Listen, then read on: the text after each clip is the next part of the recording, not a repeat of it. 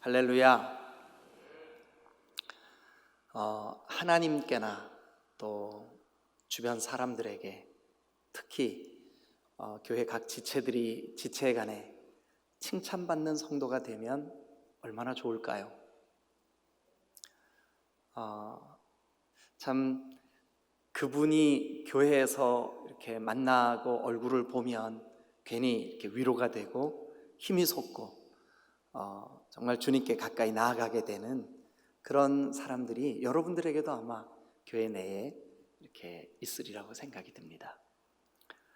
여러분, 한국 교회의 초기 선교 역사에 참 칭찬받는 그 성도들의 이야기가 감동적으로 여러 곳에 남아 있어요. 그 중에 하나를 잠깐 소개하고 오늘 이 본문이 우리에게 어떤 사람들이 칭찬받는 성도였을까 하는 말씀을 우리가 함께 나눠보도록 하겠습니다. 여기에서 그리 멀지 않은 김제에 용화마을이라고 있습니다. 김제 용화마을에 금산교회, 여러분 들어보셨으리라고 생각이 듭니다. 1905년 어느 날 테이트라고 하는 선교사님이 그 지역에 복음을 전하기 위해서 이렇게 사람들을 만나고 성경을 들고 집집마다 다니면서 복음을 전했습니다. 그런데 그 마을에 옛날 금광산이 있었대요. 그래서 광산도 있고 하니까 오고 가는 사람들도 많이 있고 이렇게 그 경제적으로도 아주 윤택한 그런 지역이었다고 합니다. 그런데 그 마을에 조덕삼이라고 하는 아주 부자가 살고 있었어요. 아주 그 지역에 소문난 그런 부자였다고 합니다. 그런데 이 조덕삼 집에 이 테이트 선교사님이 복음을 전하러 온 거예요. 그래서 그 어눌한 조선 말로 이렇게 복음을 전하니까 조덕삼 이 어르신이 그 얘기를 가만히 경청을 했어요. 그러다가 마음에 참 저 사람은 자기가 사는 그 서양은 우리보다 훨씬 잘 살고 살기 좋다는데 여기까지 와서 저렇게 열심히 전도를 할까? 그래서 그 선교사님에게 이 조덕삼 어르신이 이렇게 질문합니다. 아니, 이 먼 곳까지 와서 왜 그렇게 힘든 삶을 사시오? 그랬더니 이 테이트 선교사님이 조덕삼에게 이렇게 대답을 합니다. 예, 하나님이 나에게 주신 은혜가 너무 커서요. 그 한마디에 조덕삼 이 어르신의 마음의 문이 활짝 열렸어요. 그래가지고 이 테이트 선교사님에게 오늘부터 이 지역에 전도를 오시면 우리 집 사랑방에서 주무시라고, 사람들이 전도가 돼서 예배드릴 장소가 없으면 우리 집 사랑방에 와서 예배드리라고. 마침 그때 그 집에는 청년 마부가 하나 있었습니다. 마구간에 말똥을 치고 또 주인이 어디 가면 말을 대령하고 이렇게 마부가 하나 있었어요. 이 마부 청년의 이름은 이자익. 이 이자익 청년은 6살 때 부모를 다 잃었어요. 경남 남해 사람인데 배가 너무 고프니까 남의 집에 음식을 얻어먹고 하면서 김제까지 온 거예요. 그런데 그 청년 이자익을 17살 때 조덕삼 어르신이 거두어 들인 거예요. 그리고 너 내 집에 마부해라. 그래서 이 조덕삼 어르신의 집에 이자익은 마부, 머슴, 종, 그리고 주인은 그 지역에서 아주 유명한 부자. 그 집의 사랑방에 테이트 선교사님이 이제 복음을 전하고 예배를 드리고 이렇게 하고 있었어요. 이자익 이 청년이 얼마나 그 지혜롭고 아주 총명한지, 그 조덕삼 어르신의 아들 이름이 조용호. 이분이 나중에 일제강점기 때 그 사학, 즉 사립학교를 세워서 우리 그 다음 세대들에게 민족의식을 고취시키는 아주 훌륭한 그런 그 사학자가 됩니다. 그런데 자기 아들 그 조용호가 공부할 때 이 조덕삼 어르신이 자기가 너 우리 아들 옆에 앉아 있어라. 그런데 어깨너머로 자기 그 도련님이 공부하는 것을 보고 금방 천자문을 떼고 그 총명하기가 대단한 거예요. 그래서 이 조덕삼 어르신이 그 테이트 선교사님이 자기 집에 와서 예배할 때마다 이자익을 참여를 시켰어요. 자기가 예배한다, 와서 같이 예배드리자. 그러면서 조덕삼도 이자익도 마음에 주님을 향한 이 복음이 깨달아지기 시작했어요. 그래서 이 두 분이 동시에 그 금산교회에서, 이 교회가 1905년에 개척이 됐습니다. 그리고 몇 년이 지난 어느 날 이 두 사람이 교회에서, 오늘날 아마 감리교회의 장로님과 집사님 사이에 이렇게 권사라고 하는 직분이 있잖아요. 남자들도 감리교단은 그렇거든요. 그런데 아마 영수라고 하는 직분이 그 당시에 있었던 것 같아요. 영수. 그런데 이 이자익 머슴과 조덕삼 어르신이 같이 그 교회의 영수가 되었어요.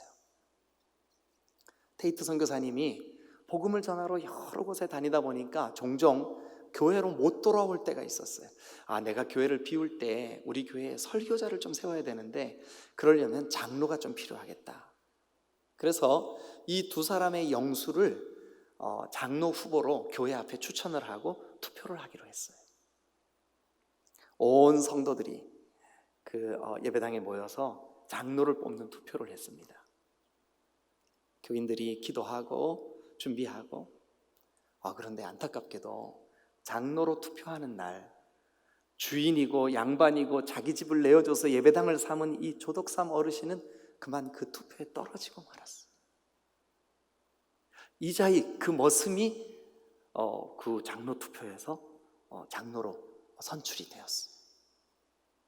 장로 투표가 끝난 그 시간에 조덕삼 어르신이 다 성도들이 모여있는 그 가운데 조용히 일어서시더니 앞으로 나왔어요. 그리고 이제 테이트 선교사님한테 양해를 구하고 제가 한 말씀만 드리겠습니다. 성도들이 얼마나 긴장했겠어요. 지금 이게 머슴과 주인이 경쟁을 했는데 그만 머슴이 이겼으니 아주 긴장된 가운데 뭐라고 말씀하시나 귀를 기울였어요. 여러분, 우리 금산교회는 성도들이 참으로 훌륭한 일을 해냈습니다. 저희 집에서 일하는 이자익 영수는 저보다 주님을 향한 신앙의 열의가 훨씬 깊습니다. 오늘 이렇게 좋은 결정을 내려주셔서 감사합니다. 제가 힘 닿는 대로 교회와 이자익 장로를 섬기겠습니다. 이렇게 말을 한 거예요. 여러분, 실제로 이제 그 일이 있고 난 다음에 이 테이트 선교사님은 금산교회를 위하여 이 이자익 장로를 신학교를 보내야 되겠다라고 마음으로 결정을 했어요. 그 당시에 평양에 평양신학교가 있었는데 거기까지 이 이자익을 신학교를 보냈어요. 그 신학을 공부하는 동안 학교에 필요한 경비와, 그리고 그때는 이미 이자익이 결혼을 해서 가정을 꾸렸는데 그 가정이 먹고 사는 비용까지, 생활비까지 이 조덕삼 어르신이 다 지불해 주었어요. 얼마나 아름다운 이야기입니까? 그리고 이자익이 신학 공부를 마치고 졸업을 하자 목사로 안수를 받게 되었고, 그 목사님, 이자익 목사님을 금산교회 장로님이신 조덕삼 장로님이 중심이 돼서 자기의 교회 담임 목사로 청빙을 했어요.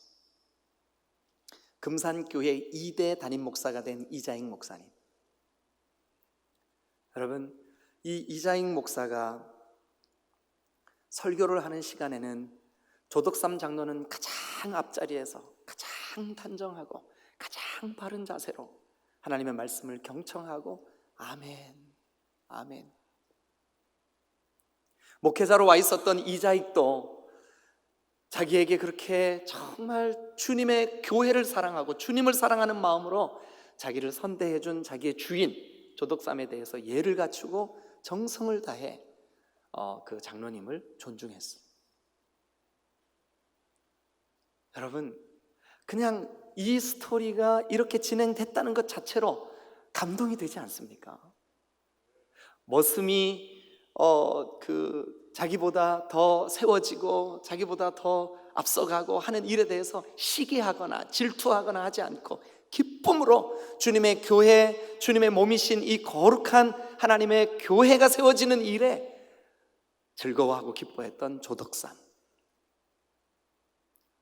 여러분, 그 아들 조용호, 아까 말씀드린 사학을 세웠다는 그 어른, 그 어른의 아들이 바로 누구냐 하면 우리나라 국회에 10대 그리고 13, 14, 15대 국회의원으로 의정 활동을 했던 조세형 장로, 그분이 바로 이 조덕삼 장로님의 손자입니다.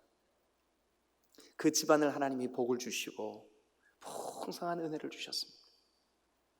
지금부터 몇 년 전 우리 한남대학 앞에 있는 대전신학교, 거기에 이자익 기념관을 세웠다고 합니다.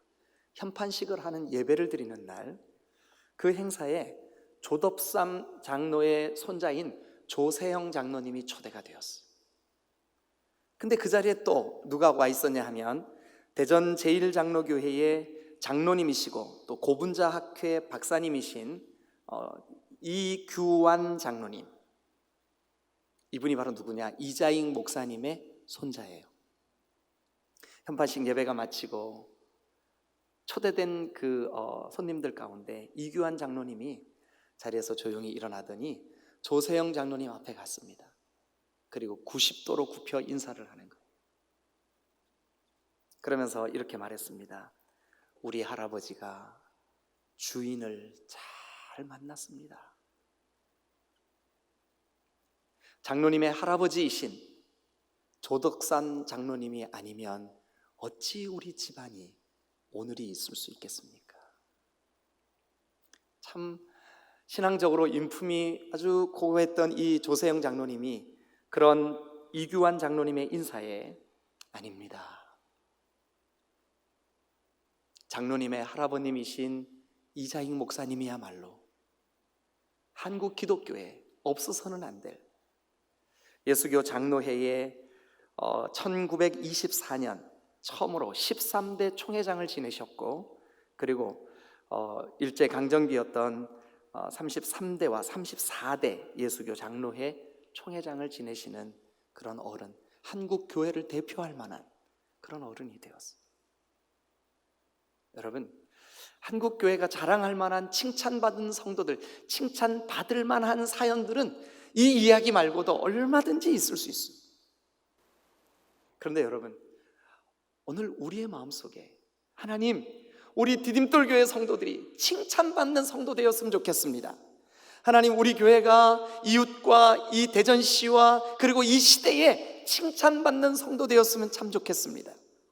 자, 이제 우리 사도행전 4장 이 본문으로 한번 돌아가 보겠습니다. 여기에 보면 믿는 무리가, 이 믿는 무리가 초대교회입니다. 이 믿는 무리가 예루살렘 교회입니다. 이 믿는 무리에게 성령이 임해 주셨습니다. 성령의 충만을 받은 사람들, 이 초대교회 성도들, 이 예루살렘을 중심으로 모여진 이 교회 성도들, 자, 이들에 대한, 이들이 부흥되고 이들이 성령으로 충만했을 때 이들의 인품이나 이들에게 나타난 현상, 여기에 대한 증언을 한 두어 가지 여러분들에게 살펴드리고 이 본문으로 같이 한번 말씀의 은혜를 나누고자 합니다. 먼저 여러분, 사도행전 2장 47절을 한번 펴보세요. 앞에 화면에도 있으니까 같이 한번 한 목소리로 읽어보겠습니다. 시작. 하나님을 찬미하며 또 온 백성에게 어떻게 됐을까요? 칭송을 받으니. 그러니까 초대교회, 이 예루살렘 교회, 우리가 지금 함께 1장부터 살피고 있는 성령 충만을 받았던 이 교회 성도들은 부활의 예수 그리스도, 우리를 위하여 십자가 지신 예수 그리스도를 증언하는 증인들이었을 뿐만 아니라 주변에, 이웃에, 지체 상호 간에 칭찬받는 성도들이었다는 것을 믿으시길 축원합니다. 그런데 여기 지금 2장 47절의 증언을 다시 한번 자세히 보세요. 이렇게 돼 있습니다. 이들이 하나님을 예배했습니다. 하나님을 찬미했습니다. 그리고 백성들에게 칭찬을 받았습니다. 칭송을 받으니 주께서 그 칭송을 받는 그 일 때문에, 그러니까 부흥의 이유, 부흥의 원인이 뭐 때문에 부흥됐대요? 칭송받는 일 때문에. 그래서 그 일 때문에 주께서 구원받는 사람을 날마다 더하게 하셨다. 그 일 때문에, 무슨 일이요? 온 백성에게 칭송받는 일 때문에 구원받는 사람의 수를 날마다 더하게 하셨다. 그러면 초대교회 부흥의 이유 중에 하나, 성령 충만과 그리스도의 분명한 부활신앙, 그리고 예수 그리스도의 주 되심에 대한 고백, 그것과 동시에 성도들의 인격적인, 칭찬받을 만한 인격이 여러분 부흥의 원인이었던 것을 믿으시기를 축원합니다. 실제로 성령이 우리 가운데 임하시면 성령이 주시는 열매, 사랑과 희락과 화평과 자비와 오래 참음과 충성과 온유와 절제와 이런 모든 이 성령의 열매들은 우리의 인격, 우리의 인품, 우리의 삶에 맺혀집니다. 사랑이 없던 사람이 사랑하는 사람이 되고, 그 사람이 가는 곳마다 평화가 깨졌었는데 이제는 그 사람이 가는 곳마다 평화가 깃들고, 그가 가는 곳마다 희락, 즐거움이 있고. 여러분, 이 모든 성령이 주시는 성령의 열매, 결과는 성도들의 인격에 맺혀지는 것을 믿으시기를 축원합니다. 그럼 어떤 인격을 가질 때 칭찬받는 성도가 될까요? 어떤 인격을 가질 때 칭찬받는 그 성도들 때문에 부흥하는 교회가 될 수 있을까요? 우리가 진정으로 초대교회를 꿈꾸고 사모하며, 우리도 주님 성령 충만 주세요, 우리에게도 이 말씀이 역동적으로 살아 움직이게 해주세요, 우리에게도 그리스도 예수의 증인된 삶 살게 해주세요. 동시에 하나님, 우리가 칭찬 듣는 성도들 되게 해주세요. 한 번만 따라 하실까요? 주님, 제가 칭찬받는 성도 되게 해주세요. 할렐루야. 그러면 오늘 이 본문 안에 칭찬받는 성도의 몇 가지 특징이 있습니다. 자, 먼저 32절을 우리 같이 한 목소리로 읽겠습니다. 다 같이 읽겠습니다. 시작. 믿는 무리가 한 마음과 한 뜻이 되어 모든 물건을 서로 통용하고 자기 재물을 조금이라도 자기 것이라 하는 이가 하나도 없더라. 여기 자기 재물, 자기 거, 이 자기, 여러분, 그 자기중심적인 가치관, 자기 욕망, 자기가 모든 삶의 기준이 되는 이것을 갖다 우리는 이기주의, 그렇게 말합니다. 이기주의. 그런데 여기 보니까 제 것을 자기 것인데 틀림없이 자기 재물을 조금이라도 자기 것이라 하는 이가 없었다. 그 말은 다른 말로 이 성령이 충만하게 임하고 부활하신 예수 그리스도의 분명한 증거를 가지고 있는 초대교회 성도들의 삶의 특징이 뭐냐 하면 이기심을 버렸다는 거예요. 이기심을 버리는 성도는 틀림없이 칭찬받는 성도인 줄로 믿습니다. 만약 조덕삼 장로님의 그 마음 속에 이 자기의 몸종, 자기의 마부, 이자익에 대한, 아니 저 사람은 장로가 됐는데 나는 아직도 영수고 이게 뭐야, 시기심이 발동했다면 그것을 우리는 이기심, 에고이즘 이렇게 말할 수 있을 겁니다. 그러나 시기심보다 교회를 사랑하는 마음, 주님의 몸이신 교회가 더 덕스러워지는 것, 교회가 바르게 세워지는 것, 교회에 주님의 영광이 드러나는 것을 더 소중하게 여긴 조덕삼 장로님이 자기는 떨어지고 자기의 마부가 장로가 피택이 되었을 때 기꺼이 기쁜 마음으로 축복하고 축하하고 교회를 위하여 협력했던 것을 여러분 우리가 칭찬할 수밖에 없지요. 그것을 우리는 이 성경 본문을 근거로 자기 것을 자기 것으로 여기지 아니하는 마음, 이 자기 것, 이디오스라고 하는 헬라어, 내 것, 틀림없이 내 거고 내 주장할 수 있고 내 마음대로 할 수 있는 것인데 그것을 내려놓는 거, 이기심을 버리는 겁니다. 초대교회가 칭송을 받고 그 칭송받는 것 때문에 부흥이 되고 칭송받는 것 때문에 사람들이 더 모여지고, 여러분 그랬던 그 근원에는 이기심을 내어버렸습니다. 이기심을 내어버릴 때 하나님은 그들로 하여금 칭송받게 한 줄로 믿으시길 축원합니다. 오늘 원리는 똑같습니다. 우리가 우리 재산 다 팔아서 다 교회 갖다 바치라는 뜻이 아닙니다. 원리는 우리의 이기심을 버릴 때 주님께서 우리를 칭찬받는 성도로 써주신다는 귀한 원리를 기억하시기를 축원합니다. 우리 교회도 지금 이게 필요합니다. 내 시간, 그리고 내 것, 내 소유, 내 재물. 여러분, 현대를 가리켜 포스트 모더니즘 시대 이렇게 말을 하죠. 그런데 이 21세기를 그 사회학자들이 또 한 가지 별명을 붙였는데 그게 뭐냐면 극단적 이기주의의 시대 이렇게 말을 합니다. 극단적 이기주의의 시대. 자, 여러분, 이 극단적 이기주의의 시대에 대한 예언이 성경에 기록이 되어 있습니다. 우리 디모데후서 3장 1절을 한번 화면에도 앞에 있습니다. 같이 한번 읽어보겠습니다. 자, 시작. 너는 이것을 알라.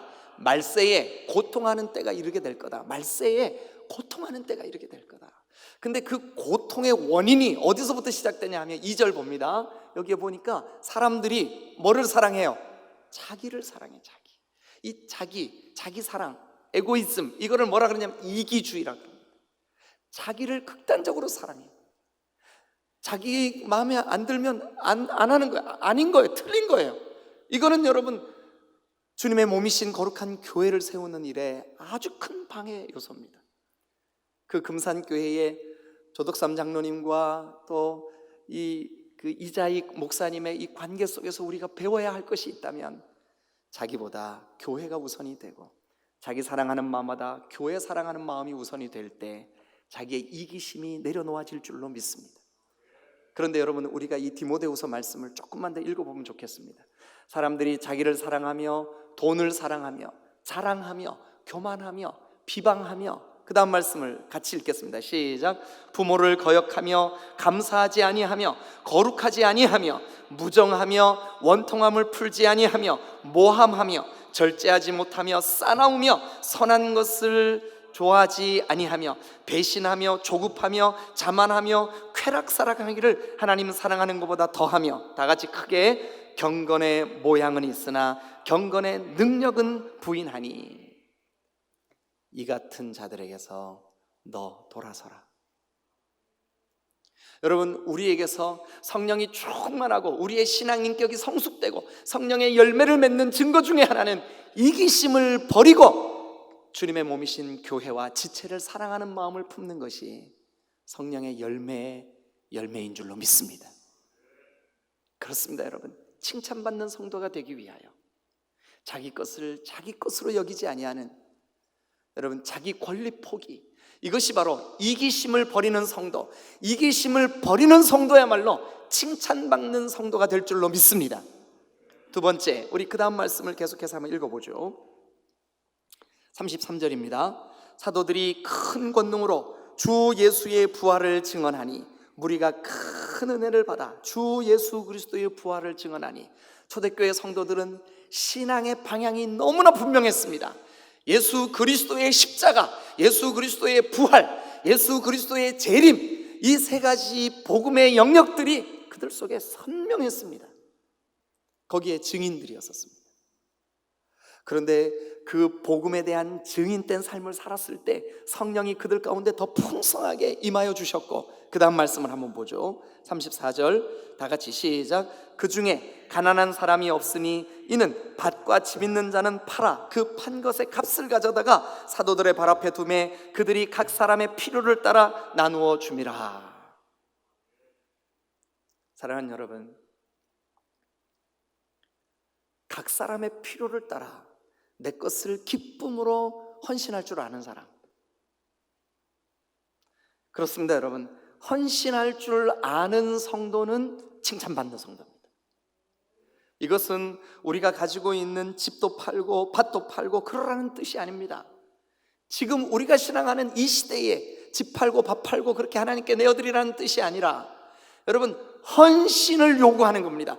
헌신할 줄 아는 성도는 칭찬받는 성도인 줄로 믿습니다. 헌신할 줄 아는 성도. 진정한 헌신의 특징이 있어요. 뭐냐 하면, 여러분, 제가 어떤 일, 예를 들어서 지체와 이렇게 지체 얘기를 들어주고 지체에게 신앙으로 격려하려고 시간을 내어줬어요. 이렇게 시간을 내어주는 헌신을 했는데 내가 아무런 손해를 본 일이 없어. 지체가 우리 목장 식구 중에 누군가가 굉장히 지금 궁핍해요. 그래서 내가 가지고 있는 작은 것이라도 이렇게 내어줬어요. 근데 나에게 데미지가 있어요. 충격이 있다고요. 여러분, 내 삶에 데미지가 있으면 그게 헌신이에요. 그런데 있어도 그만, 없어도 그만, 뭐 이거 줘도 그만, 안 줘도 그만, 아무런 나에게 데미지가 없으면 그거는 헌신이 아니라 그냥 나눔이에요. 그냥 나눔도 은혜롭고 축복됩니다. 그러나 헌신은 하나님이 반드시 축복하실 뿐만 아니라 칭찬 듣게 되어 있습니다. 초대교회 성도들은 기꺼이 자기를 헌신했습니다. 주님의 몸이신 거룩한 교회, 머리이신 그리스도, 그리고 그 몸의 지체들을 위하여 기쁨으로, 자기가 데미지가 입어져도 기쁨으로 헌신할 줄 아는 성도, 헌신하는 성도에게는 칭찬이 따를 줄로 믿습니다. 성도들이 헌신을 하니까 교회가 풍성해지고, 연약한 성도들, 그 당시에 여러분 로마의 압제를 받고 있는 이 이스라엘 백성들에게 얼마나 가난과 그리고 궁핍함이 컸겠습니까? 먹고 사는 게 문제가 되는 성도들이 많았어요. 교회에 갔더니 세상에 부유한 사람들이 기쁨으로 자기 것을 팔아서 그 연약한 사람들에게 내어줬어요. 그들이 힘을 내서 성령 충만해서 또 열심히 돈을 벌고 힘을 얻어서 일을 하고 또 자기에게 조금 남는 그런 부분들을 교회의 기쁨으로 갖다가 내어드리고, 여러분 그게 우리 교회가 추구하는 복지 아니겠습니까? 사랑하는 여러분, 복지가 원만하게 이루어지면 반드시 칭찬받게 되어 있습니다. 저는 우리 교회가 그 방향을 아름답게 성취해 나갈 수 있으리라고 확신합니다. 성령께서 기뻐하실 줄로 믿습니다. 여기 오늘 이 본문에도 그 중에 가난한 사람들이 없으니 왜 그랬을까요? 부한 자들이 자기 것을 기쁨으로 헌신했어요. 그 헌신한 것을 서로의 필요를 따라 나누어 주었더니 궁핍한 자들이 사라졌습니다. 그렇습니다, 여러분. 헌신할 줄 아는 성도는 틀림없이 칭찬받는 성도인 줄로 믿습니다. 세 번째, 어떤 성도가 칭찬받는 성도일까요? 여기 우리 성경을 보면 이제 32절부터 35절까지 이 초대교회 성도들의 삶, 성도들의 인격, 성도들의 신앙을 소개하고 있다가 그 마지막 부분에 35절에 보면 사도들의 발 앞에 두매 그들이 각 사람의 필요를 따라 나누어 줌이라 하고 문장이 끝나는 것 같아요. 그런데 36절, 37절이 마치 부연 설명처럼 이렇게 정말 이기심을 내려놓고 그리고 적극적으로 헌신한 한 성도의 샘플을 우리에게 소개해주고 있어요. 그 샘플의 주인공이 누구냐 하면, 자 36절 봅니다. 구브로에서 난 레위족 사람이 있는데 그 이름이 요셉이에요. 본명은 이름이 뭘까요? 요셉. 근데 이제 앞으로 이 요셉이라고 하는 이 사람이 성경에 여러 번 등장을 해요. 근데 요셉으로 등장하지 않아요. 뭐로 등장하냐 하면 바나바로 등장을 해요. 바나바. 바울과 함께 복음 전도에 참여하고 교회의 중요한 칭찬받는 사람으로 등장을 합니다. 그런데 사실은 이 바나바는 그의 별명이에요. 우리 36절을 같이 한번 읽어보겠습니다. 시작. 구브로에서 난 레위족 사람이 있으니 이름은 요셉이라 사도들이 일컬어 바나바라 괄호 열고 번역하면 뭐래요? 위로의 아들이라. 위로의 아들이라. 그렇습니다, 여러분. 지체를 위로할 줄 아는 성도, 지체에게 적극적으로 위로의 사람이 되는 사람, 그 사람을 주님이 칭찬해 주시는 줄로 믿습니다. 주님께만 칭찬받는 것이 아니라 위로의 사람은 사람에게도 칭찬받고 그 위로의 사람 때문에 또 다른 부흥의 원인이 되는 줄로 믿으시기를 축원합니다. 우리 디딤돌교회 어떤 장로님을 떠올리면 나는 그분이 그냥 교회에서 얼굴 뵙는 것만으로도 나는 위로가 돼. 그런 장로님 계시죠? 어떤 권사님, 나는 저분의 얼굴만 봐도 나는 위로가 돼. 그런 권사님들이 계시죠. 그런데 여러분, 그게 다른 사람이 아니라 바로 여러분이 그런 사람 되시기를 주님의 이름으로 축원합니다. 성령 충만하면, 그리고 우리에게 복음이 분명하면, 예수 그리스도의 죽으심과 부활에 대한 믿음이 분명하면, 우리는 지금 연약해요. 내 원래의 내 모습은 이렇게 여러분 이기심을 내려놓거나 헌신적으로 교회에 충성하고 봉사하거나 그리고 위로의 사람이 될 가능성이 별로 없어요. 내 성품과 기질은 그래요. 그럼에도 불구하고 성령이 우리 가운데 임재하시고 그 성령이 감동하시고 그 성령이 주시는 그리스도 예수에 대한 믿음이 분명하면, 그 십자가가 분명하면, 그 희생이 분명하면, 그 십자가 믿어지고 깨달아지면 우리 또한 칭찬받는 성도 될 수 있을 줄로 믿습니다. 주님이 이 땅에 살아계실 때 어떤 사람이 오리를 가자 하면 심리같이 가져라, 네 뺨을 오른쪽을 때리면 왼쪽을 돌려대라, 겉옷 달라 그러면 속옷까지 벗어줘라. 주님의 가르침은, 주님이 이 땅에서 보여주신 본은 이 세 가지, 이기적인 것을 내려놓고 이타적인 삶을 적극적으로 살아내며, 그리고 여러분 내 것을 내 것으로 여기지 아니하고 기꺼이 주님 것입니다, 주님이 주셨습니다, 주님께 돌려드립니다 헌신할 줄 알며, 그리고 누군가에게 위로의 사람이 되는, 여러분 우리 교회가 그런 사람들로 가득하면 좋겠습니다. 그래서 누구라도 디딤돌 교회 그러면 야, 그 교회 착한 교회, 그 교회는 좋은 사람들이 가득한 교회, 그 교회는 칭찬 듣는 교회, 그래서 이 칭찬이 부흥의 원인이 되는 거룩한 열매가 있게 되시기를 주님의 이름으로 축원합니다. 우리가 그런 꿈 꾸시면 좋겠어요. 그런 기대와 소망을 품으면 좋겠어요. 여러분 지금도 이 2000년 전 초대교회가 그랬던 것처럼 성령 충만을 구하고 그 성령께서 우리에게 그리스도 예수에 대한 분명한 믿음을 갖게 하시고, 그리고 그 믿음으로 복음 안에서 견고히 서서 성령의 다스리심을 받으면 우리에게도 이기적인 자기 생각을 내려놓을 수 있는, 그리고 적극적으로 주님의 거룩한 몸을 위하여 헌신할 수 있는, 그리고 우리 또한 위로의 사람이 될 수 있는 칭찬받는 성도 될 줄로 믿습니다. 기도하시겠습니다.